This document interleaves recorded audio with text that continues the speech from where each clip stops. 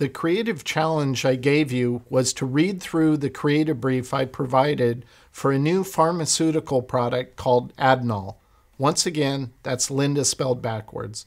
So how did you do? Did you draw out at least 40 thumbnails?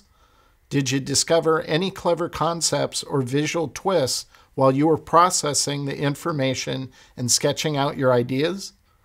Ideation is all about discovery, unveiling concepts and meaning through visual solutions based on a well-defined foundation of information gleaned from your client and their product or service. Let me share with you some of the sketches I developed for this creative challenge and show you the ideas I came up with based on the same creative brief I provided to you.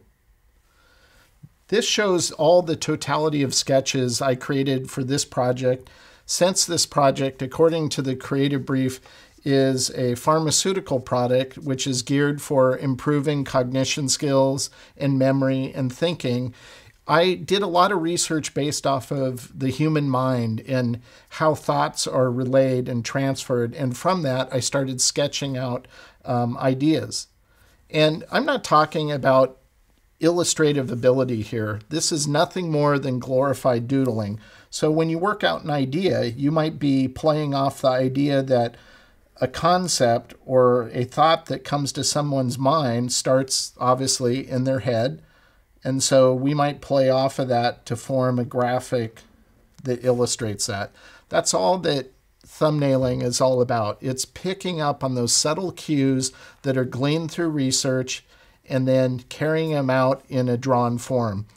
Drawing is like a taxi for your ideas. It takes you from point A and to point B, and it helps you arrive at some unique and clever solutions. So out of all of the totality of sketches I'm showing you here, the ones that I kind of settled on, I'm going to go over and kind of explain why I pick these and why these are the 4 directions I'm going to develop further into final comp form. The first one is the idea playing off of the way your brain will process thoughts and connect things. And so this is playing off of the connection aspect that triggers in your brain when you're thinking. So this is the graphic that I created to relay that idea, and it's locked up with type. Now, because this idea is so graphic, it's using circles and simple sans serif type, I don't need to draw this out any more tight than what it is. This is good enough for me to now to go to digital, because within a vector program, you have an ellipse tool to make the circles. And so this is a relatively easy solution to build from. Another idea that I played off with is I thought of the quote that is, "Design is thinking made visual," and it made me think of this little concept right here. And I like the idea that within your mind's eye is kind of what I'm playing on here.